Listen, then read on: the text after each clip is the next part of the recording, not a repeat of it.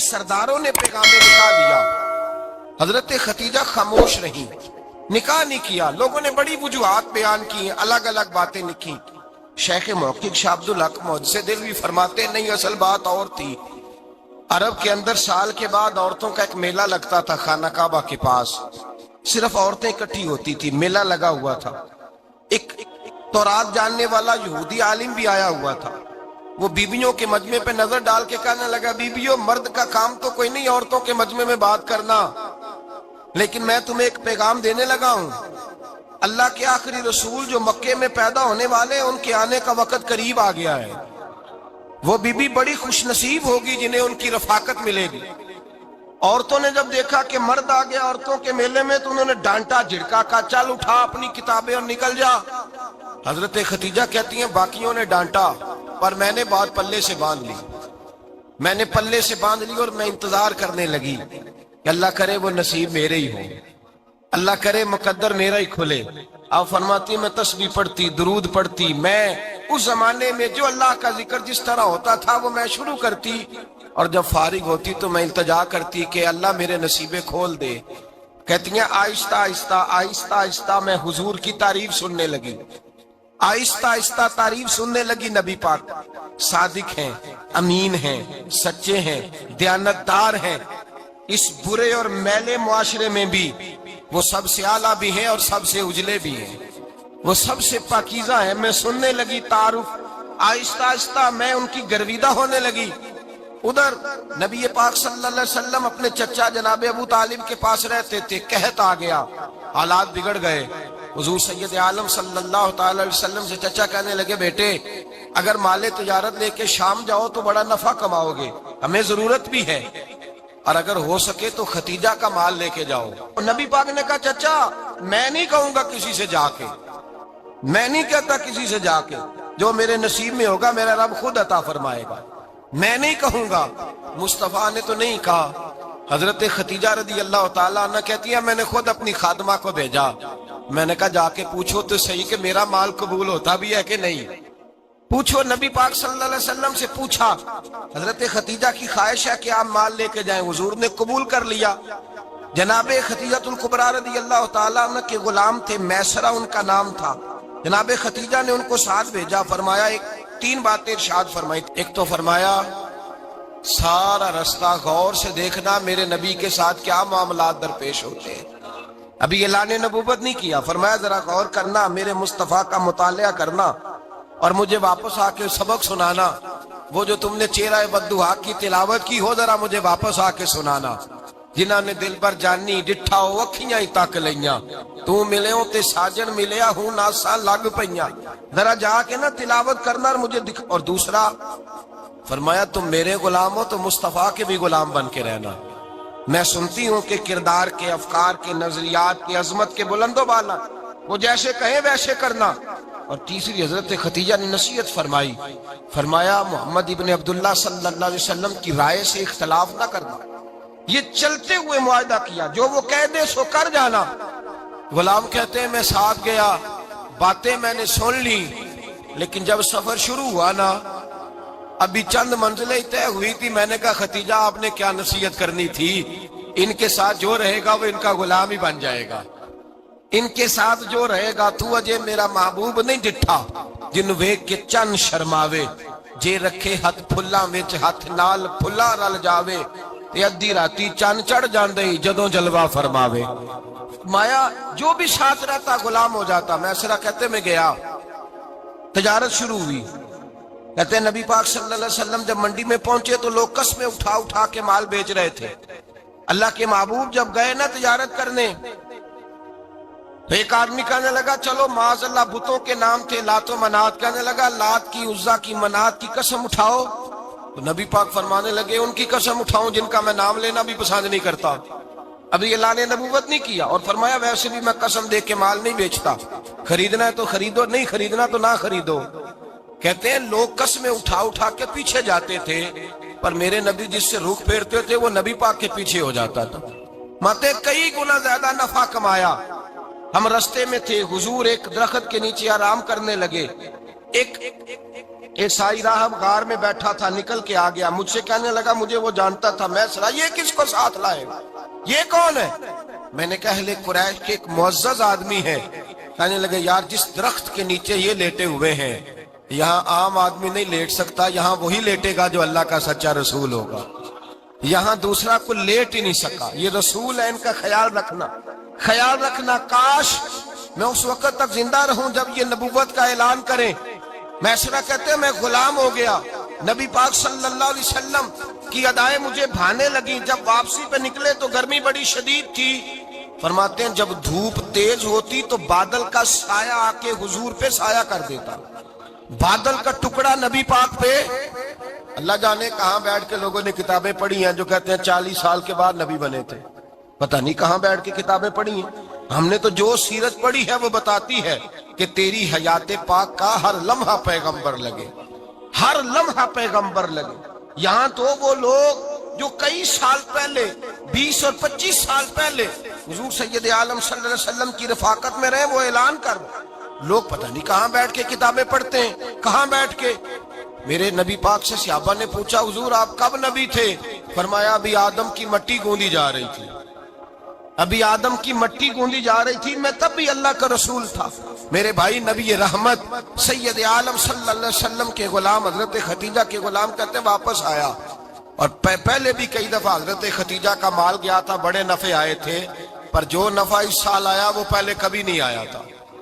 کہتے ہیں مجھ سے حضرت خدیجہ کی سہیلی بھی بیٹھی تھی، میں بھی آ گیا، اور جناب خدیجہ کی سہیلی کہنے لگی چل مال کے بارے میں کچھ بتا، کتنا بکا؟ میں نے کہا مال چھوڑو، مصطفیٰ کی سنو۔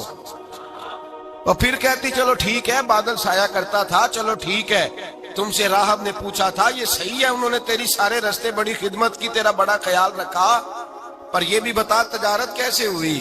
تو میں سرا کہنے لگا زندگی میں نے بھی ساری گزار دی ہے، پر اس رسول کے ساتھ 4 دن ہی گزارے ہیں، حد ہو گئی مجھ سے، اور کچھ نہ پوچھو، اور کچھ نہ پوچھو، آ میرے دل آمنہ کے لال کی باتیں کرے، اور کچھ نہ پوچھو، بس ذکر ان کا چھیڑیے ہر بات پر، اور چھیڑنا شیطان کا عادت کیجئے، بس مجھے حضور کے تذکرے بیان کرنے ہیں، ذکر مصطفیٰ کرنا ہے۔ حضرت خدیجہ الکبریٰ بڑی متاثر ہوئی، کہتی ہیں مجھے درجنوں لوگوں نے پیغام نکاح دیا تھا پر میں نے سنی نہیں تھی، میں نے نفیسہ کے ہاتھ پیغام بھیجا، میں نے کہا میری عمر 40 سال ہے، ان کی 25 سال، اور میرا احوال اور طرح کا ہے، وہ شہنشاہ ہیں، جا کے پوچھو تو صحیح، بھلا میں قبول ہوتی ہوں؟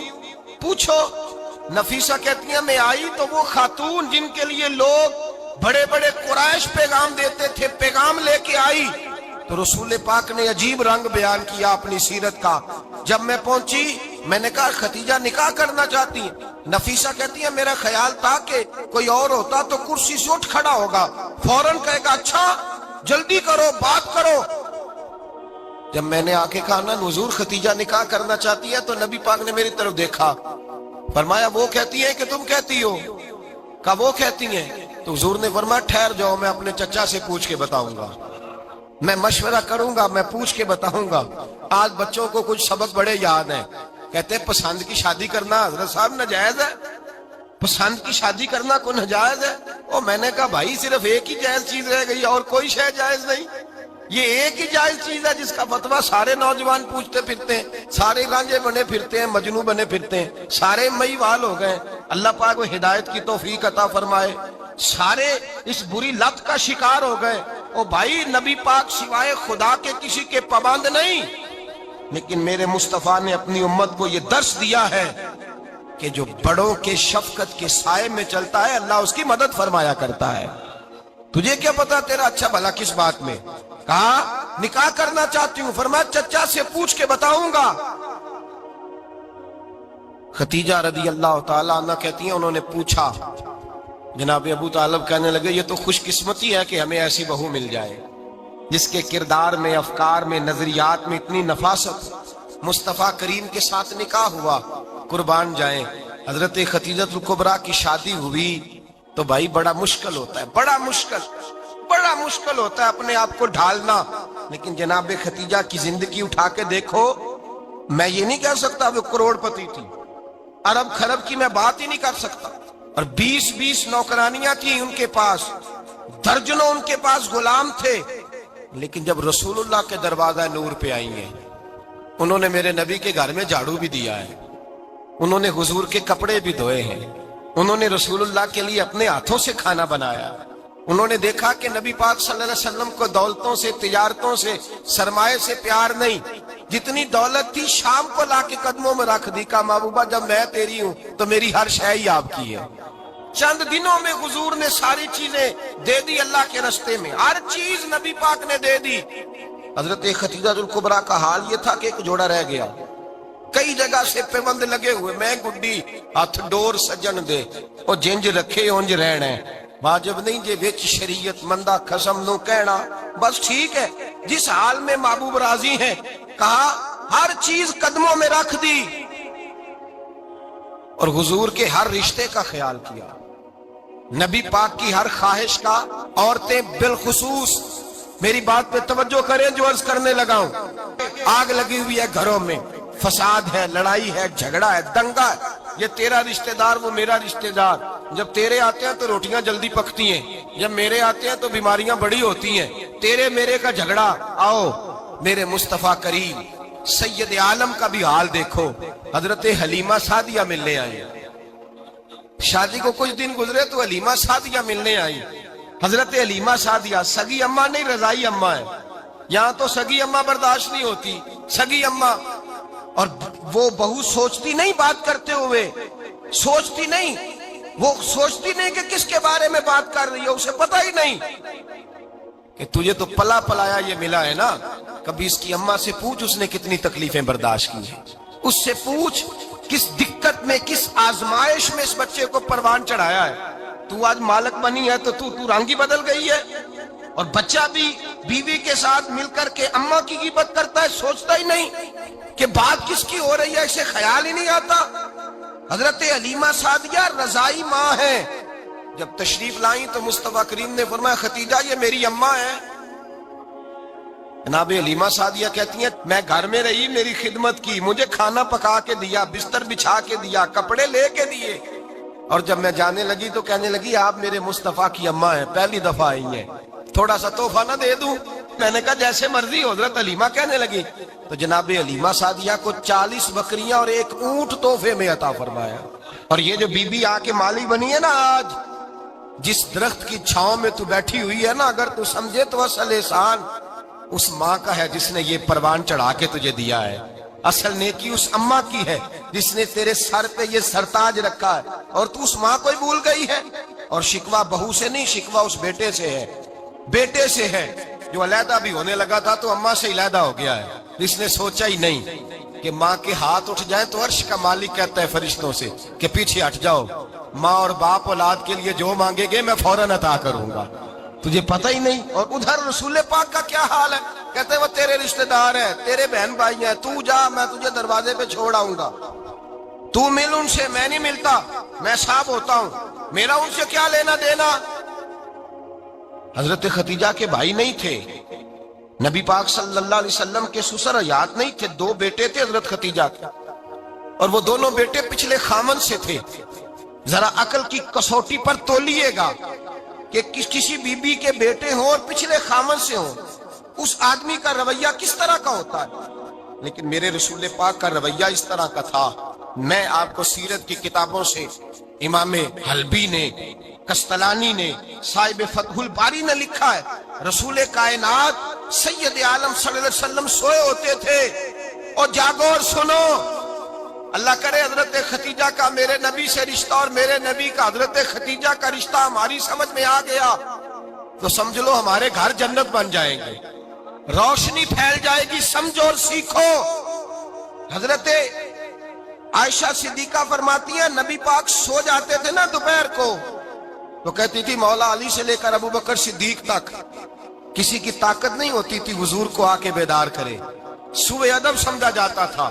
और मैं एक जुमला आगे बढ़ा के कहूंगा, मैं कहूंगा अम्मा जी आप तो मौला अली से लेकर अबू बकर सिद्दीक तक फरमाती है ना, हमारा तो अकीदा ये है कि मुस्तफा सो जाए तो जिब्रील भी नहीं जगा सकते, वो भी नहीं आ सकते, वो भी हाथ बांधे खड़े हैं कि मौला कैसे जगाऊं। हजरत जिब्रील भी नहीं जगा सकते। लेकिन हजरत आयशा सिद्दीका फरमाती हैं मैं थी मदीने में کے حضرت خدیجہ کے وصال، میں مدینے میں حضور کے گھر میں تھی، نبی پاک میرے گھر میں موجود تھے اور سید عالم سوئے ہوئے تھے۔ حضرت خدیجہ کے پچھلے خامند کے بیٹے جناب حالہ آ گئے اور وہ مسجد میں آ کے بولے، مسجد میں توجہ کرنا، مسجد میں بولے، انہوں نے مسجد میں آ کے پوچھا کہ نبی پاک کہاں ہے؟ مسجد میں۔ تو جناب عائشہ صدیقہ فرماتی ہیں حضور سوتے ہوئے بیدار ہو گئے۔ حضور طامت سمیٹی، فوراً سر کے اوپر کپڑا رکھا۔ میں نے کہا حضور کہاں جا رہے ہیں؟ فرماتی ہے میں نے ایک دفعہ پوچھا تو حضور نے 3 دفعہ فرمایا میرا حالہ آ گیا ہے، میرا حالہ آ گیا ہے، میرا حالہ آ گیا ہے، خدیجہ کا بیٹا آ گیا ہے۔ میرے رسول پاک صلی اللہ علیہ وسلم نے بی بی کے رشتوں کا جو تقدس بیان کیا اس کو سمجھیے، فرمایا حالہ آیا ہے، بیدار ہو کے خود تشریف لے گئے۔ یہ تو حالہ تھے نا، بڑے بیٹے حضرت خدیجہ کے، سب سے ان کا نام ہند تھا، اور حضرت ہند سے کوئی بندہ تعارف پوچھتا نا، نبی پاک کا جو حلیہ ملتا ہے نا کتابوں میں، سیرت کی کتابوں میں، حضور کا مکھڑا کیسا تھا، مکھ چند بدر شاشانی ہے، متھے چمک دی لاٹ نورانی ہے، کالی زلف تیاک مستانی ہے، مخمور اکھی ہیں مد بریاں۔ یہ جو حضور کا حلیہ ملتا ہے نا، یہ حضرت ہند کا بیان کیا ہوا ہے۔ وہ بیان کیا کرتے تھے کہ نبی پاک کی آنکھیں کیسی تھی، حضور کے جلوے کیسے، وہ بیان حضرت خدیجہ کے بیٹے ہیں۔ کوئی ان سے پوچھتا کہ بڑے راضی رہتے ہو، ہند بڑے راضی رہتے ہو، تو حضرت ہند کیسے راضی کیسے نہ رہوں، راضی کیسے نہ رہوں؟ میرے بھائی کا نام علی المرتضیٰ ہے، بہن کا نام فاطمہ الزہرا ہے، ماں کا نام خدیجہ الکبریٰ ہے، اور باپ کا نام محمد مصطفیٰ ہے، میں راضی کیسے نہ رہوں؟ حضرت خدیجہ الکبریٰ کے رشتوں کے ساتھ رسول اللہ کا پیار، ان کے رشتے۔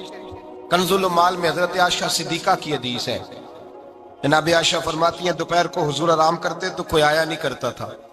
ایک دن ایک بوڑھی آ گئی دروازے پہ، اس نے چھڑی پکڑی ہوئی ہے، کہتے ہیں وہ اندر آئی تو نبی پاک بڑی تیزی کے ساتھ اٹھے، حضور سید عالم نے قریب بٹھایا، دیر تک حضور باتیں کرتے رہے، دیر تک گفتگو ہوتی رہی۔ فرماتے ہیں حضور نے اسے کوئی اضافی وقت دیا، عام صحابہ اس وقت آتے نہیں تھے، حضور کے آرام کا وقت تھا، اضافی وقت دیا نبی پاک نے، اور فرماتے ہیں جب وہ جانے لگی تو نبی پاک نے تحفے بھی عطا فرمائے، اور پھر ایک غلام سے، حضرت بلال سے یا کسی غلام سے فرمایا کہ ساتھ جاؤ اور گھر چھوڑ کر کے آؤ۔ نبی پاک صلی اللہ علیہ وسلم نے اعزاز دیا۔ حضرت عائشہ صدیقہ فرماتی ہیں دیر تک ملاقات بھی، تحفے بھی، انفرادی ملاقات۔ بعد میں نبی پاک صلی اللہ علیہ وسلم لیٹ گئے، میرے دل کے اندر خیال آیا کہ حضور جائیں گے اور جب رات کو واپس آئیں گے تو پھر میں پوچھوں گی کہ حضور یہ بی بی کون ہے، حضور اب آرام کر رہے ہیں۔ فرماتی ہیں میرا خیال تھا کہ یہ سوال شام تک میرے ذہن میں رہے گا کہ یہ کون ہے، آپ نے بڑا اعزاز دیا، دروازے تک چھوڑنے گئے۔ حضرت عائشہ صدیقہ فرماتی ہیں میں سوچ رہی تھی آرام کر رہے ہیں، اور میں نے جیسے ہی نگاہ ڈالی تو حضور تو گہری سوچ میں گم ہے، نبی پاک سوچوں میں گم ہے اور بے آنکھیں کھلی ہوئی۔ فرماتی ہے میں قریب جا کے بیٹھی، قدموں پہ ہاتھ رکھا، میں نے کہا محبوبہ یہ بی بی کون تھی؟ اتنی دیر آپ نے ملاقات کی اور وہ چلی گئی ہے تو ابھی خیالات ہیں، تصورات ہیں۔ فرماتی ہے میں نے پوچھا تو مصطفیٰ کی آنکھوں میں آنسو آ گئے، نبی پاک رو دیے، اٹھ کے بیٹھ گئے۔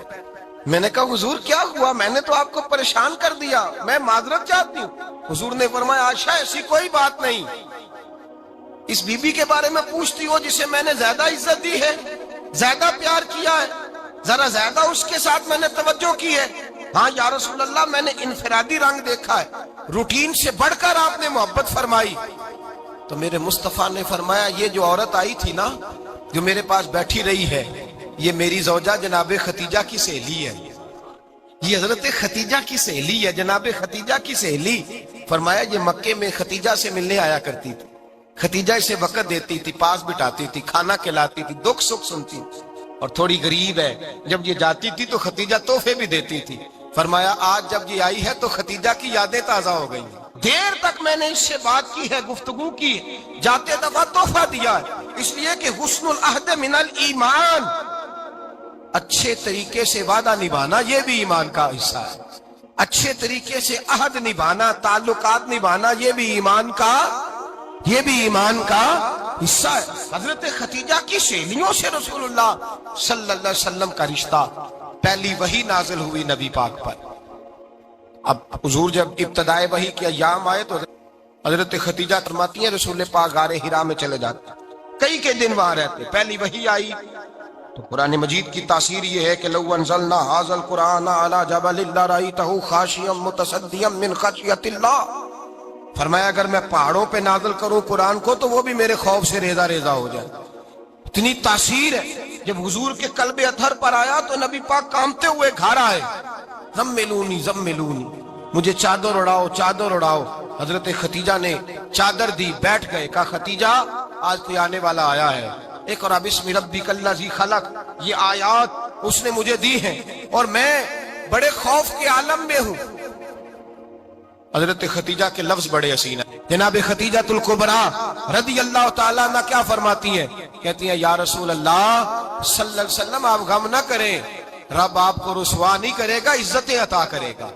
اور دلیل کیا ہے؟ حضرت خدیجہ فرمانے لگی دلیل یہ ہے کہ آپ غریبوں کی مدد کرتے ہیں، مسکینوں کا خیال رکھتے ہیں، اور محبوبہ کمزوروں کا بوجھ آپ اٹھاتے ہیں۔ جس کے اندر یہ خوبیاں ہوتی ہیں اللہ اسے عزت ہی عطا فرمایا کرتا ہے۔ حضرت خدیجہ الکبریٰ رضی اللہ تعالیٰ عنہ سب سے پہلے نبی پاک پہ ایمان لائی۔ بڑا مشکل ہوتا ہے، ہمارے جو فلسفے کے لوگ ہیں وہ کہتے ہیں بہت بڑا ولی اللہ بھی ہو تو بیوی اس کی مان جائے، یہ مشکل ہوتا ہے کام، یہ مشکل ہوتا ہے۔ حضرت خدیجہ الکبریٰ رضی اللہ تعالیٰ عنہ سب سے پہلے ایمان، اور کس طرح کا ایمان؟ کس طرح کا ایمان؟ ابن ماجہ میں روایت ہے، غور کرنا، حضرت قاسم نبی پاک صلی اللہ علیہ وسلم کے صاحبزادے، حضور کی 6 اولادیں، 4 بیٹیاں 2 بیٹے حضرت خدیجہ سے ہوئے، 4 بیٹیاں اور 2 بیٹے۔ دھوکہ دیتے ہیں بعض لوگ، کہتے ہیں حضرت خدیجہ کی ایک ہی بیٹی تھی۔ حضرت قاسم حضور کے بیٹے تھے، وہ وصال کر گئے۔ حضرت خدیجہ ابھی دودھ پلاتی تھی کہ شہزادے پردہ کر گئے۔ ایک دن گھر میں بیٹھی ہوئی تھی تو کہنے لگی یا رسول اللہ صلی اللہ علیہ وسلم میرے بیٹے قاسم کے حصے کا دودھ میرے وجود میں بھر آیا ہے، کاش میرا رب اتنا موقع دیتا کہ میرا بیٹا مدت رضاعت ہی پوری کر لیتا، وہ دودھ پی لیتا۔ نبی پاک نے فرمایا خدیجہ تو غم نہ کر، اللہ تبارک و تعالیٰ نے تیرے بیٹے کی مدت رضاعت جنت میں پوری کر دی ہے، جنت میں پوری کر دی ہے۔ اور نبی پاک نے اپنا اختیار بیان فرمایا ابن ماجہ میں، رسول پاک نے فرمایا اگر تو کہے تو میں یہاں بیٹھے بیٹھے تجھے تیرے بیٹے کی آواز سناؤں، عرض کروں رب کی بارگاہ میں ابھی تجھے سناؤں تیرے بیٹے کی بات، ابھی وہ جنت میں بولے۔ لطف نہیں آیا آپ کو اس بات کا؟ میں ابھی سناؤں تجھے بات، سیاستہ کی روایت، ابھی سناؤں تیرا بیٹا بولے گا جنت میں، آواز یہاں مکے میں آئے گی، سناؤں؟ بڑے لوگ کرامت دیکھنا چاہتے ہیں، معجزہ دیکھنا چاہتے ہیں، کہتے ہیں جی میں تو وہ دیکھ کے آؤں گا۔ کہا سناؤں؟ حضرت خدیجہ کا ایمان دیکھیں، کہنے لگی محبوبہ مجھے سننے کی کیا ضرورت ہے، میں خدا کو بھی مانتی ہوں، محمد مصطفیٰ کو بھی مانتی ہوں، میں بن دیکھے ہی مانتی ہوں، بن دیکھے ہی مانتی ہوں، مجھے سننے کی ضرورت آپ نے کہہ دیا تو سو ہو گیا، مجھے حاجت۔ حضور کہہ رہے ہیں اگر تو کہے تو دعا کروں، التجا کروں، ابھی آواز اللہ سنا دے، ابھی سناؤں؟ حضرت خدیجہ کہتی ہے نہیں حضور میں بن دیکھے ہی، میں ان لوگوں میں سے نہیں ہوں جو پہلے دیکھ داکھ کے آئیں، پلٹ کے آئیں، دیکھ کے سودا کریں، میں تو ان لوگوں میں سے ہوں جو بن دیکھے مانا کرتے۔ یؤمنون بالغیب کی قائل رسول اللہ صلی اللہ علیہ وسلم پہ ایمان لائی، اور پھر نبی پاک صلی اللہ علیہ وسلم نے جیسا کہا حضرت خدیجہ نے ویسا کیا۔ اور حضرت عائشہ کی روایت ایسی بھی ملتی ہے، جناب عائشہ سے کسی نے پوچھا تھا کسی نے جنت کی نعمتیں بھی کھائی ہیں؟ تو حضرت عائشہ کہنے لگی ہاں، ایک دفعہ نبی پاک نے جنت کے انگوروں کا خوشہ توڑ کے حضرت خدیجہ کو کھلائے تھے، وہ انگور وہاں سے توڑ کے جناب خدیجہ کو حضور نے انگور کھلائے تھے۔ نبی پاک صلی اللہ تعالی علیہ وسلم پر ایمان لائی، ہر موقع پر حضور کا ساتھ دیا، تکلیفیں دیکھی، آزمائشیں دیکھی۔ حضرت خدیجہ کا جو وقت حضور کے ساتھ گزرا ہے نا وہ سارا آزمائشوں کا وقت۔ 15 سال شادی کو ہوئے تو نبی پاک نے اعلان نبوت کیا، باقی کے 10 سال 25 سال کی رفاقت رہی، سخت مسئلہ تھا، کفار کی مخالفت تھی، بہت زیادہ مال تھا، پھر غربت آئی، پورا مکہ سلوٹ کرتا تھا، پھر وہ سارا شہر مخالفت کرنے لگا۔ حضرت خدیجہ الکبریٰ ڈٹ کے رسول اللہ کا ساتھ دیتی، हर मौके पर किसी जगह शिकवा नहीं किया। यहाँ औरतें बोल पड़ती हैं, कहती हैं जब से तेरे घर आई हूँ सुख नहीं देखा, जब से यहाँ आई हूँ कुछ नहीं देखा, जब से यहाँ आई हूँ बड़ी आजमाइश में हूँ। हजरत खतीजतुल कुबरा माल लेके आई, लेकिन उन्होंने देखा कि मुस्तफा को गरीबी पसंद है तो गरीब हो गई। जीम जान दा कुछ वसा नहीं हूं, जान यार नु दे ते शाद हो जा। ऐसे दिल दे हैं फसाद सारे, दिल दिरबर नु दे ते आजाद हो जा। जियो रखे आबाद ते रहो वसदा, ते जदों करे बर्बाद बर्बाद हो जा। कहा या रसूल अल्लाह जिस बात में आप राजी हैं मैं भी उसी बात में राजी हूँ। जनाब खतीजा रदी अल्लाह ताला ने मुकम्मल वक्त रसूलुल्लाह का साथ दिया। शेब अबी तालब के 3 साल कैद में गुजारे। जिस औरत ने सारी जिंदगी माल देखा हो, आला से आला खाना खाया, बड़े घर में वक्त गुजारा, कैदी हो के वक्त गुजारा। और आप अगरचे कुरैश में से थी, लेकिन जिस शाख से हुजूर थे बनु हाशम उसमें से नहीं थी आप। हजरत खतीजा रदी अल्लाह ताला अन्हा ये कह सकती थी कि ये बाइकाट जो 3 साल मक्के वालों ने किया और एक छोटी सी वादी में कैद कर दिया है बनु हाशम को, तो ये मेरा बाइकाट नहीं है। नबी पाक सल्लल्लाहु ताला अलैहि वसल्लम ने इजाजत भी दी कि अगर तुम चाहो तो अलहदा रह सकती हो, बाइकाट तो मेरा है।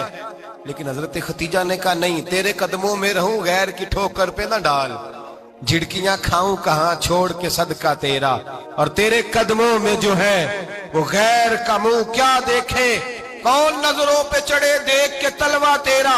का हुजूर मैंने नहीं जाना, 3 साल पत्ते खा के वक्त गुजारा, 3 साल पानी पी के वक्त गुजारा। आप फरमाती हैं कई रातें ऐसी भी गुजरी जिनमें खतीजा ने खाया ही कुछ नहीं, वक्त गुजार दिया, जिंदगी गुजार दी। 3 साल एक लम्हे के लिए शिकायत नहीं की। ओ भाई, ऐसी वफादार माँ का तो रोज जिक्र होना चाहिए। ऐसी आला हज़रत फरमाते हैं हक गुजारे रिफाकत पे लाखों सलाम, हक गुजारे रिफाकत पे। अच्छा, मैं दुआ करने लगा हूं कि आप सारे हजरत खतीजा पे सलाम पढ़े। हक गुजारे रिफाकत पे लाखों सलाम, लाखों सलाम। हजरत खतीजतुल कुबरा रदी अल्लाह ताला अन्हा ने हक अदा किया। सही माँ, पहली माँ, काफे अमनो अमा, हक गुजारे रिफाकत पे लाखों सलाम। हजरत खतीजतुल कुबरा रदी अल्लाह ताला हक अदा किया। 3 साल का वक्त सोशल बाइकाट का वक्त था, सोशल बाइकाट। लेकिन हजरत खतीजतुल कुबरा ने हुजूर के साथ टाइम गुजारा। बाइकाट खत्म हुआ, आसानी का वक्त आया तो खतीजा बीमार हो गई। उम्मुल मोमिनीन सैयदना खतीजा रदी अल्लाह ताला अन्हा अलील हुई, अलालत शदीद हुई, तो नबी पाक आके सराहने बैठे। कुर्बान जाऊं, आज लोग इतनी नौकरी नहीं करते जितना एहसान जतलाते हैं। कहते हैं वो फलां मौलवी साहब को रोटी मैं दिया करता था, वो फलां आदमी के साथ उसको तो आगे पहुंचाया ही मैंने। क्रेडिट पकड़ पकड़ के लोग अपने खाते में डालने के चक्कर में होते हैं। लोग इस कदर ज्यादा प्यार नहीं करते जितना जतलाते हैं। हजरत खतीजतुल कुबरा ने सिखाया है अंदाज उम्मत को कि वफा क्या होती है। हजरत खतीजा ने सारी जिंदगी नौकरी की, सारी जिंदगी वफा की। वक्त विसाल आया, हुजूर को बुलाया, अल्लाह के महबूब तशरीफ फरमा हुए। साहिब इब्ने शाम कहते हैं हजरत खतीजा रो पड़ी, कहने लगी महबूबा मैं नबी की बीवी थी, मैं खिदमत का हक नहीं अदा कर सकी, कोई गलती हो गई हो तो मुझसे दरगुजर कर दिया जाए, मुझे माफ कर दिया जाए। ये कह के रोने लगी। नबी पाक ने फरमाया तू गलती की बात करती है, खुश हो जा, मेरे रब ने वादा फरमाया है कि तू दुनिया में भी मेरी बीवी है तो जन्नत में भी तू ही मेरी बीवी बनेगी। वादा किया है अल्लाह तबारक व तआला, मैंने तुझे पसंद किया है, जन्नत में भी तू ही मेरी बीवी है। मेरे नबी करीम सैयद आलम सल्लल्लाहु अलैहि वसल्लम ने हजरत खतीजतुल कुबरा रदी अल्लाह ताला अन्हा से इस कदर ज्यादा, हजरत आयशा फरमाती हैं अक्सर घर में अक्सर नबी पाक हजरत खतीजा का जिक्र छेड़ देते। यहाँ तो आदमी बहन का जिक्र नहीं ना कर सकता बीवी के सामने, अम्मा का जिक्र नहीं कर सकता, मामला खराब हो जाता, बड़ा मुश्किल हो जाता, मुश्किल है। हजरत आयशा सिद्दीका बज़ाहिर तो सौकन थी ना, लेकिन हजरत आयशा बयान करती हैं, कहते हैं नबी पाक सबसे ज्यादा हजरत खतीजा का जिक्र करते थे घर में, अक्सर जिक्र हो। खतीजा यूं करती थी, खतीजा ये काम इस तरह करती थी, खतीजा का ये रंग होता था, उसका ये तरीका होता था, उसका ये तर्ज हयात था, वो ऐसे चलती थी, वो ऐसे, अक्सर हुजूर बयान करते। حضرت عائشہ فرماتی ہے مجھے رشک ہوتا، رشک، ناز کرتی میں کیا مقدر ہے ختیجہ کے۔ کہتی ہے ایک دن نا میں نے کہا ذرا بات تو کروں، کہتی ہے نبی پاک گوشت لائے، مجھے کہا عائشہ ذرا گوشت صاف کرو، پکاؤ اور ذرا شوربہ زیادہ کرنا۔ کہتی ہے میں نے وہ گوشت لیا، صاف کرنے لگی، میں نے کہا حضور شوربہ کیوں زیادہ کرنا ہے، مہمان آنے والے ہیں، کچھ لوگوں کو آنا ہے۔ تو نبی پاک نے فرمایا نہیں آنا تو کسی نے نہیں، مجھے پتا چلا مدینے میں ختیجہ کی کچھ سہیلیاں آئی ہیں، میرا دل کرتا ہے کچھ سالن بطور تحفہ ان کو بھی بھیج دوں، تو ذرا زیادہ پکانا، ختیجہ کی سہیلیوں کو میں نے سالن بھیجنا ہے، تحفہ دینا ہے۔ حضرت عائشہ کہتی ہیں ایک جملہ ہلکا سا، بے ضرر سا، بڑا دھیما سا، بچ بچ کے، بڑا اپنے آپ کو محتاط کر کے، میں نے کہا یا رسول اللہ صلی اللہ علیہ وسلم آپ ختیجہ کا ذکر بہت کرتے ہیں، حضور وہ تو عمر میں 15 سال بڑی تھی۔ یا رسول اللہ صلی اللہ علیہ وسلم اللہ نے آپ کو جوان اور خوبصورت بیویاں دی، آپ ختیجہ کا ذکر کرتے ہیں۔ فرماتی ہیں یہ بات کہہ کے میں خاموش ہو گئی، میرا خیال تھا جواب آئے گا، دیر ہو گئی حضور جواب نہیں دیتے۔ کہتے ہیں میں نے یوں نظر اٹھا کے دیکھا تو چہرہ مبارک سرخ ہو گیا، اور رسول پاک نے فرمایا عائشہ آج بات کی ہے، آج کے بعد یہ بات نہ کرنا۔ میں نے کہا حضور کیا ہوا؟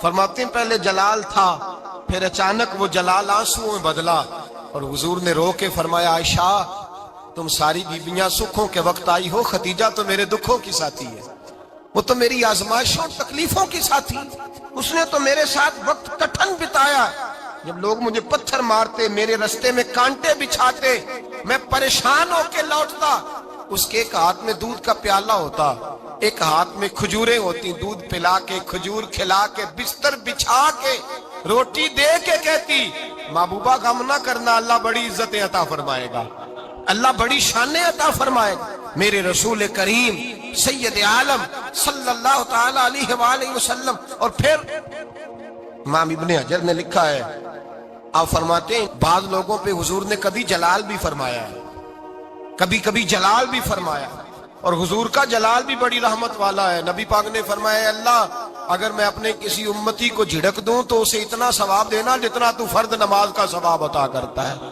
حضور کا تو جلال بھی کرم والا ہے، کرم والا جلال ہے رسول پاک کا۔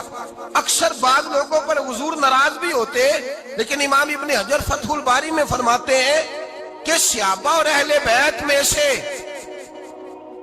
حضرت ختیجۃ الکبریٰ کی وہ ہستی ہے جس پر کبھی نبی پاک ناراض نہیں ہوئے، کبھی ناراض نہیں ہوئے۔ یہ سب سے بڑی فضیلت ہے حضرت ختیجہ کی، کبھی ناراض نہیں ہوئے نبی، کسی موقع پر بھی حضرت ختیجۃ الکبریٰ رضی اللہ تعالیٰ عنہ سے ناراض نہیں ہوئے، بلکہ بخاری شریف میں لفظ کچھ اس طرح کے ہیں۔ میں نے شروع میں کہا کہ حضرت ختیجہ کی 20 کنیزائیں تھیں، نوکرانیاں تھیں، گھر کے اندر نوکر چاکر تھے، ریل پیل تھی، کوئی کام کبھی نہیں کیا تھا۔ حضرت ختیجۃ الکبریٰ نے ایک دن کھانا پکایا، اور کھانا پکا کے اپنے ہاتھوں سے جب نکلی نا اور آ رہی تھی حضور کو کھانا دینے، تو بخاری میں موجود ہے جب حضرت ختیجہ آئیں تو نبی پاک نے فرمایا ختیجہ تیرے آنے سے پہلے حضرت جبریل آ گئے، اور وہ کہہ رہے ہیں یا رسول اللہ ختیجہ برتن میں کھانا لے کے آ رہی ہے، اور جب وہ کھانا لے کے آ جائے تو اسے کہہ دیجئے گا اس کا رب اسے سلام کہتا ہے، اس کا رب اسے اللہ اکبر، جس کو اللہ سلام کہے۔ فاضل بریلوی فرماتے ہیں حق گزارے رفاقت پہ لاکھوں، حق گزارے رفاقت پہ لاکھوں سلام، حق گزارے رفاقت پہ لاکھوں سلام۔ حضرت ختیجۃ الکبریٰ رضی اللہ تعالیٰ عنہ کو رب تعالیٰ کے سلام آئے، محسنہ، اس امت کی محسنہ۔ کسی کا کوئی انتقال کر جائے تو 3 دن سے زیادہ سوگ نہ کرے، وہ عورت سوگ کرے گی جس کا خامن چلا گیا، 4 مہینے اور 10 دن سوگ کرے گی۔ لیکن جب حضرت ختیجہ کا وصال ہوا اور انہی قریب ایام میں جناب ابو طالب کا وصال ہوا، رسول پاک نے اس سال کا نام غم کا سال رکھا، اس سال کا نام غم کا سال۔ اصل بات یہ نہیں کہ معاشرہ بگڑ گیا ہے، اصل مسئلہ یہ ہے کہ اس کو سنوارنے میں کسی نے آگے بڑھ کے کردار ادا نہیں کیا۔ اصل بات یہ نہیں کہ لوگ بروں کے پیچھے لگ گئے ہیں، اصل بات یہ ہے، جاگ کے سنیے، اصل بات یہ ہے کہ ہم نے اچھوں کا ذکر نہیں چھیڑا، ہم نے خیر والے لوگوں کی بات بیان نہیں کی، ہم نے ان لوگوں کے تذکار نہیں سنائے. ہم تو اپنی بیٹی کو جب بٹھاتے ہیں تو اسے کہتے ہیں فلانے کی بچی ڈاکٹر بن گئی ہے، اسے پرواہ نہیں خامد کی. اور فلاں کی بچی انجینئر بن گئی ہے، اسے کیا فکر ہے اب خامد کمائے نہ کمائے. وہ دیکھو بچی کہاں تک پہنچ گئی ہے، بیٹے کچھ کر لے. بچی کو جب بھی بات سکھاؤ یا خدیجۃ الکبریٰ رضی اللہ تعالیٰ عنہ کی بتاؤ یا فاطمہ الزہرا کی بتاؤ، یا حضرت عائشہ صدیقہ کی بات سناؤ یا جناب حفصہ کی سناؤ. ہم ان لوگوں کا طریقہ تو بچے فالو کسے کر رہے ہیں، وہ کس کی پیروی کر رہے ہیں. کون سا ایسا گھر ہے جس گھر کے اندر ابا اور اماں جی بیٹھ کے، بالخصوص ماں اس کی ڈیوٹی ہے کہ وہ بیٹھے اور اپنی بچیوں کو حضرت خدیجہ کا طرز زندگی بتلائے، اپنے گھر کے اندر حضرت خدیجۃ الکبریٰ رضی اللہ تعالیٰ عنہ کا تذکرہ چھیڑے. اور میری یہ گزارش ہے، اہل سنت کو اللہ نے توفیق دی ہے، اللہ کی الف سے لے کر ولی کی یہ تک ہم سب کو ماننے والے ہیں. بلکہ میں کہتا ہوں خوش نصیبی ہے ہماری، صحابہ کا بھی ذکر ہمارے حصے میں ہے، اہل بیت کا بھی، ازواج مطہرات کا بھی، اور سب سے بڑھ کر یہ کہ ہم تو رسول اللہ کے والدین کے بھی نوکر ہیں، ان کا ذکر بھی ہمارے لیے حرز جاں ہے. میں نے آپ کو حدیث سنائی، حضرت عائشہ کہتی ہیں کثرت سے نبی پاک ذکر کرتے تھے حضرت خدیجہ کا. گویا حضرت خدیجہ کا ذکر کرنا میرے مصطفیٰ کی سنت ہے، رسول اللہ کا طریقہ ہے جناب خدیجہ کی بات کرنا. ان کی باتیں کریں، ان کا ذکر چھیڑیں. اس ماں نے صرف اپنے 6 بچوں کے لیے سارا کچھ نہیں کیا، اس ماں نے ہم سب کے لیے بڑا کچھ کیا. اس ماں نے دین کو سہارا دیا، اس ماں نے آگے بڑھ کر سب سے پہلے دین کی نوکری کی ہے، اس ماں نے رسول پاک کی ڈھارس بندھائی ہے، اس ماں نے امت مسلمہ کی بیٹیوں کو جینے کا ڈھب سکھایا ہے، اس ماں نے بیوی کو گھر بنانے کا طریقہ بتلایا ہے، اس ماں نے گھر کو جنت بنانے کے سلیقے سکھائے، اس ماں نے بتایا ہے کہ مطمئن کیسے رہنا ہے، راضی کیسے رہنا ہے. سچی ماں، پہلی ماں، کہف امن و امان، حق گزارے رفاقت پہ لاکھوں سلام. حضرت خدیجہ کی زندگی، حضرت خدیجۃ الکبریٰ کا طرز حیات دستور ہے جینے کے لیے، دستور ہے. لوگ کہتے ہیں امیر غریب ہو کے نہیں جی سکتا، میں کہتا ہوں ہاتھ میں دامن مصطفیٰ ہو تو باقی حال جس طرح کا بھی ہو بندہ بڑی عزت سے جیا کرتا ہے، بڑے وقار سے جیا کرتا ہے، بڑے اعزاز سے جیا کرتا ہے. حضرت خدیجۃ الکبریٰ نے ہمیں جینے کا سلیقہ سکھایا ہے. بچیوں کو، بہنوں کو، ماؤں کو، بیٹیوں حفظ کر لینی چاہیے جناب خدیجہ کی زندگی. اس زندگی کو اپنائے، اس زندگی کے مطابق زندگی گزارے. حضرت خدیجۃ الکبریٰ کی 4 شہزادیاں، چاروں حضور اکثر تحفے بھی دیتے حضرت خدیجہ کو. روایت سنی اور بات سمیٹ دوں. ایک ہار آیا کسی جنگ سے تو نبی پاک نے حضرت خدیجہ کو دیا. حضرت خدیجہ نے بڑی بیٹی کی شادی کی جناب زینب کی بیٹی، اور بعض روایتوں میں ایسا بھی ملتا ہے کہ وہ تھا ہی حضرت خدیجہ کا. حضرت خدیجہ الکبریٰ رضی اللہ تعالیٰ عنہ نے اپنا وہ ہار بڑی شہزادی جناب زینب کا نکاح کیا تو انہیں دے دیا. نبی پاک کے بڑے داماد حضرت زینب کے شوہر بدر کی جنگ میں کافروں کی طرف سے لڑتے ہوئے آئے، وہ گرفتار ہوئے. حضور نے فدیہ مقرر کیا کہ اتنے پیسے دو چلے جاؤ. ابھی کافر سے نکاح کرنا ممنوع نہیں تھا، حضور کی صاحبزادی ان کے نکاح میں تھی اور بعد میں وہ مسلمان بھی ہو گئے. حضور نے جب اپنے داماد سے کہا نا لاؤ فدیہ دو تم بھی، انہوں نے مکے پیغام اپنی بیوی کو بھیجا. اور بیوی چونکہ حضرت خدیجہ کی صاحبزادی تھی تو خاوند کے حقوق جانتی تھی، خاوند پر اثار کرنا، قربانی دینا جانتی تھی. انہوں نے اپنے گلے سے ہار نکالا اور نکال کے فدیے کے طور پہ بھیج دیا. صحابہ کہتے ہیں فدیہ آیا اور جب وہ ہار حضور کی گود میں گیا تو ہم نے عجیب رنگ دیکھا. حضور کے آنسو اتنے بہے کہ محفل عجیب ہو گئی، عجیب ہو گئی. نبی پاک کھول کے روئے. حضرت ابوبکر صدیق رضی اللہ تعالیٰ عنہ فٹافٹ اٹھ کے قدموں میں بیٹھے. محبوبہ کیا ہوا؟ نبی پاک نے فرمایا تمہیں پتا ہے یہ ہار کون سا ہے؟ حضور کون سا ہے؟ فرمایا ہار سامنے آیا ہے تو مجھے خدیجہ یاد آ گئی. یہ خدیجہ کا ہار ہے جو اس نے زینب کو دیا، یہ وہ والا ہار ہے. کہ ابو بکر صحابہ سے کہو کہ اگر سارے مشورہ دیں تو میں یہ ہار واپس نہ کر دوں، خدیجہ کی یہ نشانی قائم رہے، واپس نہ کر دوں. تو کہ صحابہ بھیا کی زبان کہنے لگے محبوبہ جانے بھی حاضر ہے، ہر شے حاضر. حضور نشانیاں دیکھتے حضرت خدیجہ کی، محبت اور پیار کا رشتہ. اور مردوں سے بھی یہ شکوہ ہے کہ وہ بھی اس طرح کا پیار نہیں کرتے گھر کے اندر جس طرح کا انہیں کرنا چاہیے، طرز زندگی اس طرح کا نہیں اپناتے جس طرح کا ان کا ہونا چاہیے. اپنے کردار میں خوبصورتی پیدا کریں گے تو کردار دیکھ کر انشاءاللہ تعالیٰ گھر میں بھی حسن پیدا ہو۔ انسان کو بہت سارے امراض لگ جاتے ہیں، جسمانی بیماریاں بھی ہوتی ہیں اور روحانی بیماریاں بھی ہوتی ہیں، عقیدے اور نظر اور فکر میں بھی بیماریاں ہوتی ہیں۔ دنیا میں کچھ لوگ دہریے ہیں معاذ اللہ کی ذات کے منکر، دنیا میں کچھ لوگ ایسے ہیں جو وقوع قیامت کے منکر، دنیا میں معاذ اللہ کچھ لوگ ایسے ہیں جو عذاب قبر کے انکاری۔ دنیا کے اندر آپ کو وہ لوگ بھی ملیں گے جو کہتے ہیں دنیا خود بخود وجود میں آ گئی۔ پھر آپ کو کچھ اور لوگ ملیں گے جن پر وسوسوں کا غلبہ، بری سوچوں کا غلبہ، شیطانی اور نفسانی خواہشات کا غلبہ، یہ سب بیماریاں ہیں۔ پھر کچھ امراض ایسے ہیں، حسد، بغض، عداوت، تکبر، عجب، خود پسندی، دوسروں کو حقیر سمجھنا، اپنے آپ کو بڑا جاننا، جھوٹ بولنا، جھوٹی انا کی، یہ سب بیماریاں ہیں، امراض ہیں۔ جسمانی مرض بھی بندے کو پریشان کرتا ہے، روحانی مرض بھی پریشان کرتا ہے۔ اگر آپ روحانی طور پر بیمار ہوں، آپ کے اندر حسد کی بیماری لگ جائے تو حسد کا سادہ ترجمہ کریں، پنجابی ترجمہ کریں، اپنی زبان میں ترجمہ کریں تو حسد کا معنی جلنا ہے۔ تو جس بندے کا اندر جل رہا ہو وہ سکون میں ہوتا ہے،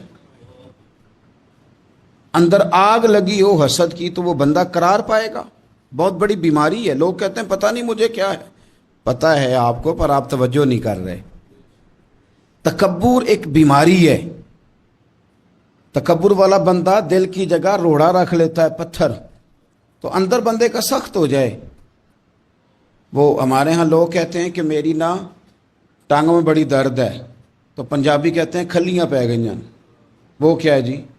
کہتے ہیں سخت ہو گئی ہیں ٹانگیں، چلا نہیں جاتا۔ ٹانگیں سخت ہو جائیں تو گزارا نہیں ہوتا، تو دل سخت ہو جائے تو۔ اب میری بات کو سمجھیں، ہمارے اندر نا بیماریاں ہیں، ہم وہ کڑتے رہتے ہیں، وہ جلتے رہتے ہیں، وہ تکبر میں آ جاتے ہیں، عداوت ہے، بغض ہے، کینہ ہے، ماننے کو تیار نہیں ہوتے۔ یعنی دنیا میں یہ سارے لوگ کہہ رہے ہیں کہ مجھ سے حسد ہو رہا ہے، یہ کوئی بھی نہیں کہہ رہا کہ میں کر رہا ہوں حسد۔ تو اگر سب سے ہو رہا ہے تو وہ بندہ کہاں ہے جو کر رہا ہے؟ سب کہتے ہیں کہ بڑا تکبر آ گیا جی لوگوں میں، تو وہ لوگ کدھر ہیں جی جو تکبر کر رہے ہیں؟ وہ بھی، اس کو بھی تو ماننا چاہیے نا میں کرتا ہوں۔ تو یہ ساری بیماریاں، جسمانی، بلڈ پریشر، شوگر اور ہیپاٹائٹس اور معاذ اللہ کینسر، اور یہ سب بیماریاں روحانی بھی جسمانی بھی، تو یا اللہ جائیں کدھر؟ فرمایا وَنُنَزِّلُ مِنَ الْقُرْآنِ مَا هُوَ شِفَاءٌ وَرَحْمَةٌ لِّلْمُؤْمِنِينَ۔ فرمایا میں نے جو تمہیں قرآن عطا فرمایا ہے نا، تو اس میں مومنوں کے لیے شفا بھی ہے اور رحمت بھی ہے۔ یہ تمہاری تمام بیماریوں کی شفا ہے، اس میں تمام بیماریوں کی۔ ہم مریض ہیں، ہماری کل شفا قرآن پاک کے ساتھ وابستہ ہے، اور اگر صحیح طبیب تک بندہ نہ جائے تو پھر وہ ساری زندگی بیچارہ الجھا رہتا ہے، اسے کامیاب علاج میسر نہیں آتا۔ اس میں جسمانی پاک میں شفا ہے۔ قرآن حکیم میں بڑے سے بڑا مجرم ہو، کافر ہو، فاسق ہو، ایک حدیث مشکات میں موجود ہے، اس کو آپ نے دل پہ لکھ لینا ہے چونکہ معاملہ دل کا ہے۔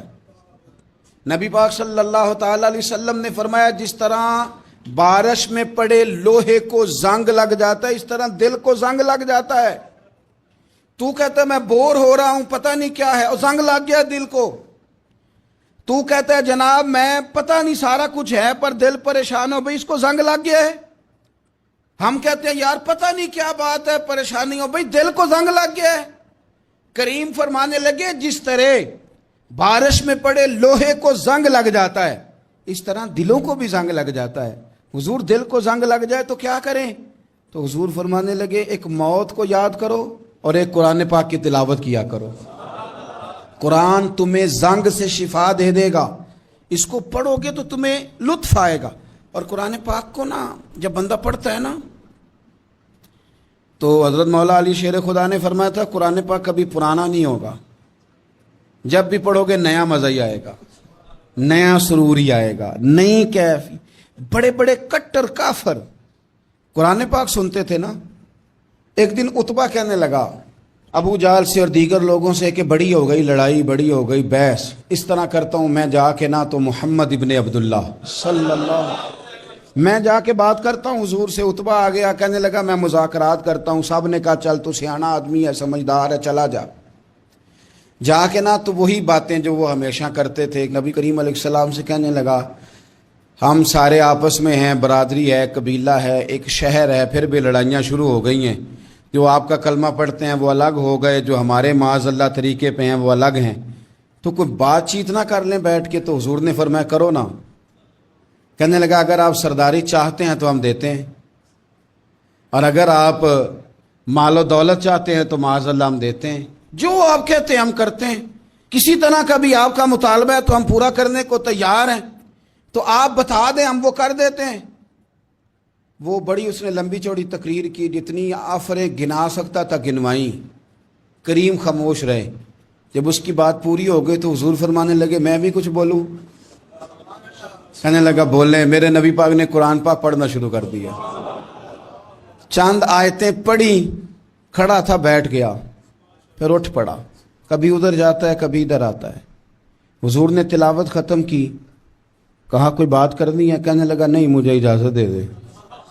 واپس گیا، جب گیا نا تو ابو جہل دور سے دیکھ کے کہنے لگا جو گیا تھا وہ تو عتبہ تھا، اور یہ جو آ رہا ہے یہ کوئی اور ہے، یہ کوئی اور ہے، یہ وہ نہیں ہے جو گیا تھا۔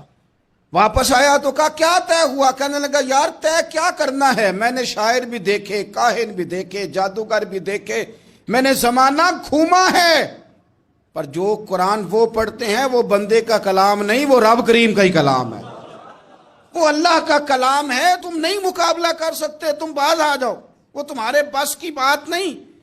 تیرے آگے ہیں یوں دبے لچے فصحا عرب کے بڑے بڑے، کوئی جان منہ میں زبان نہیں بلکہ جسم میں جان نہیں، اور کروں تیرے نام پہ جان فدا، نہ بس ایک جان دو جہاں فدا، میرا دو جہاں سے بھی نہیں جی بھرا، میں کروں کیا کروڑوں جہاں نہیں۔ طفیل بن عمر دوسی مکہ شریف آئے تجارت کے لیے، پہلے بھی آیا کرتے تھے، کہتے ہیں میں بہترین شاعر تھا، مکے آیا سامان بیچتا تھا، کچھ خرید کے لے جاتا تھا۔ ابو جہل مجھے کہنے لگا تو ہمارا دوست ہے، پرانا سجن ہے، تیرا آنا جانا ہے، اور تجھے یہاں اس شہر میں چونکہ تو ہمارا مہمان ہے تو ہر بات سے آگاہ کرنا ہمارا ذمہ داری ہے۔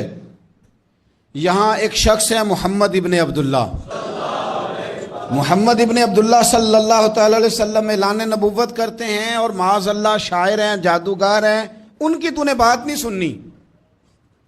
کہتا میں نے کہا مجھے کیا ضرورت ہے، میں نے چند ہفتے ٹھہرنا ہے، مال بیچنا ہے، کچھ خریدنا، چلے جانا ہے، مجھے کیا ضرورت ہے؟ کہا اچھا میں نہیں سنوں گا بات۔ کہتا مجھے نظر آئے کئی دفعہ حضور، اور جہاں حضور ہوتے تھے میں قریب ہی نہیں جاتا تھا۔ کہتے ہیں ایک دن نا حرم شریف میں سادے سے کپڑے اور پاؤں میں سونے جوتے اور سر پہ یوں امامہ کے جیسے فرشتے بھی جھک جھک کے زیارت کرتے ہیں۔ کہتے ہیں کہ نور بھری کیفیات حضور تشریف لائے، اور تشریف لا کے رسول کائنات علیہ السلام حرم کعبہ کے ساتھ ٹیک لگا کے بیٹھ گئے، سر سے لے کر پاؤں تک تنویر ہی تنویر ہے۔ حضور تشریف فرما ہوئے، قرآن پاک پڑھنے لگے۔ میں جب حضور کے قریب سے گزرتا تھا تو کانوں میں روئی دے کے گزرتا تھا، پر طفیل کہتے ہیں آج نا تھوڑی سی آواز میرے کانوں میں گئی، قرآن پڑھا محبوب نے۔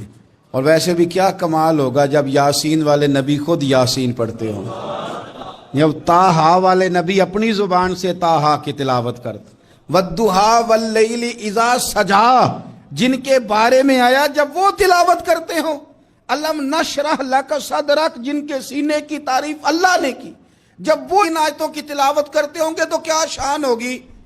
جن کو رب کہے وَلَسَوْفَ يُؤْتِيكَ رَبُّكَ فَتَرْضَىٰ حبیب تجھے اتنا دوں گا کہ تو راضی ہو جائے گا۔ تو جب حضور خود یہ آیتیں پڑھتے ہوں گے تو انداز کیا ہوتا ہوگا۔ کہتے ہیں وہ تھوڑی آیتیں سنی پر قربان جائیں میرا تو کوئی دل ہی بدل گیا۔ میں بڑا بہترین شاعر تھا، لفظوں کے تراشے مجھے خوب آتے تھے، الفاظ کے بام و در سے میں آگاہ تھا، اچھا ادب میں جانتا تھا، پر میں نے کہا یہ کلام، یہ انداز، لو انزلنا هذا القرآن على جبل لرأيته خاشعا متصدعا من خشیۃ اللہ. یہ انداز پتھروں پہاڑوں پہ جائے تو وہ ریزہ ریزہ ہو جائیں. کہتے ہیں تھوڑا سا پڑا قریب نے اور پھر نظریں جھکائے ہوئے. حضور اپنے گھر گئے, سرکار چلے تو میں پیچھے پیچھے. حضور گھر میں چلے گئے تو میں نے دروازے پہ دستک دی, باہر آئے, سلام لی. میں نے کہا محبوبہ وہ جو آپ پڑھ رہے تھے تھوڑا اور نہیں سنا دیتے, تھوڑا اور نہیں تلاوت کر دیتے؟ کہتے ہیں رسول پاک نے نا پھر قرآن پڑھنا شروع کیا. میں کبھی بیٹھتا تھا کبھی اٹھتا تھا. جب حضور نے تلاوت مکمل کی تو میں نے آگے بڑھ کے ید اللہ والا ہاتھ تھاما اور دست مبارک پکڑ کے کہا سونیا, یہ مجھے کہتے تھے نہ سننا, میں نے زمانہ دیکھا ہے, میں کوئی عام آدمی نہیں, میں سردار ہوں, میں نے دنیا دیکھی ہے. مجھے قسم ہے جو آپ کی زبان سے نکل رہا ہے وہ بشر کا کلام نہیں. آپ مجھے کلمہ پڑھائے, میں مسلمان ہونا چاہتا ہوں. بڑے بڑے کفل ٹوٹے. حضرت عمر بھی آئے تو آئے قرآن کی تاثیر کی برکت سے. حضرت صدیق اکبر نہ اپنے گھر کے سین میں بیٹھ کے قرآن پاک پڑھتے تھے تو رویا کرتے تھے, روتے تھے.